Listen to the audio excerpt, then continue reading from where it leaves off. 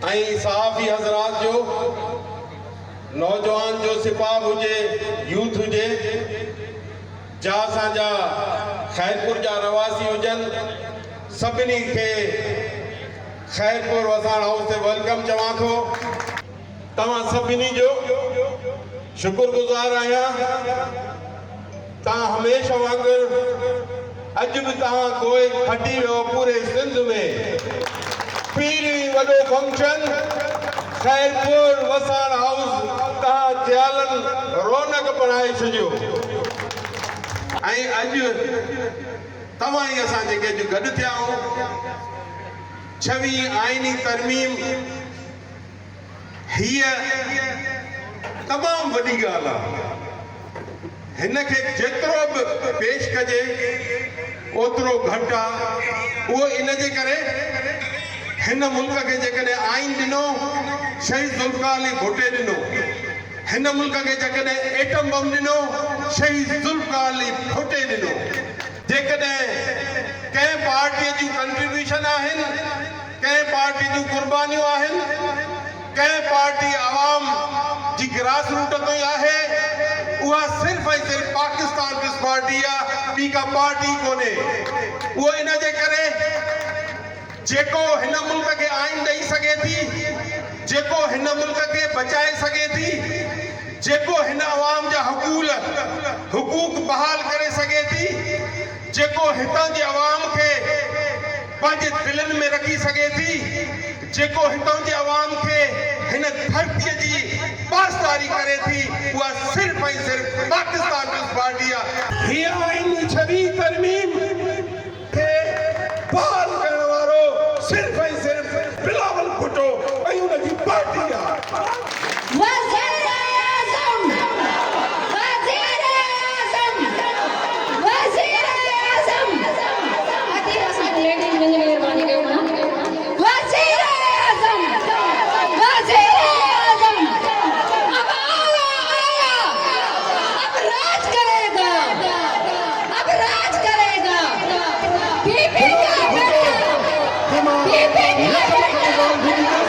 बिलावल साहब जिथे बाहे असीं खैरपुर जो आवाम तव्हांखे लख लख मुबारकबाद ॾियूं था।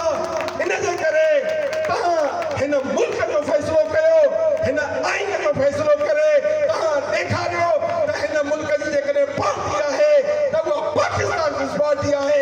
आसिफ अली ज़रदारी साहब सदर हूंदे 18 अमेंडमेंट या 19 अमेंडमेंट या 20 अमेंडमेंट सॼा पावर कंहिंखे ॾिनई?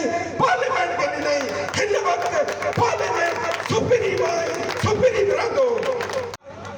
हे छा बि कनि, कहिड़ियूं बि ॻाल्हियूं कनि,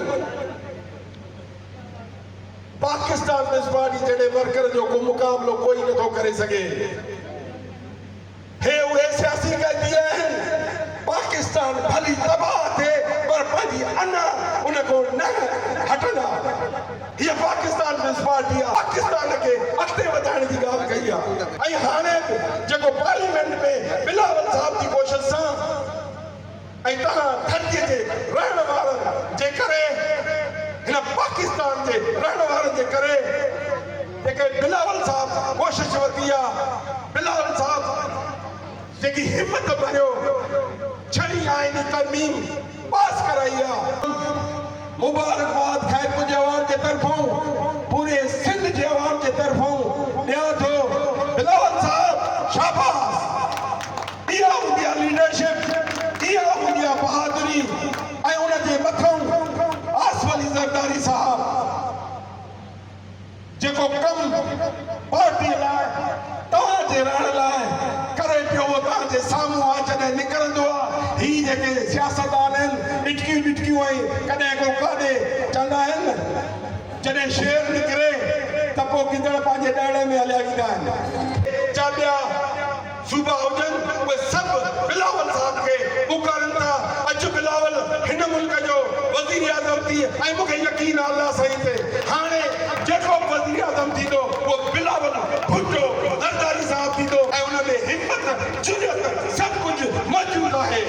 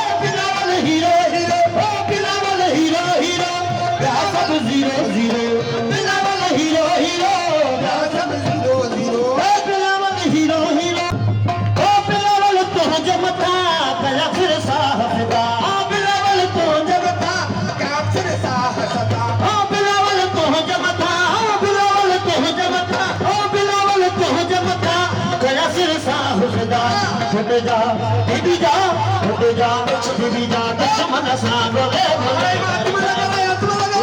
दुश्मन सा गोले गोले मर जाए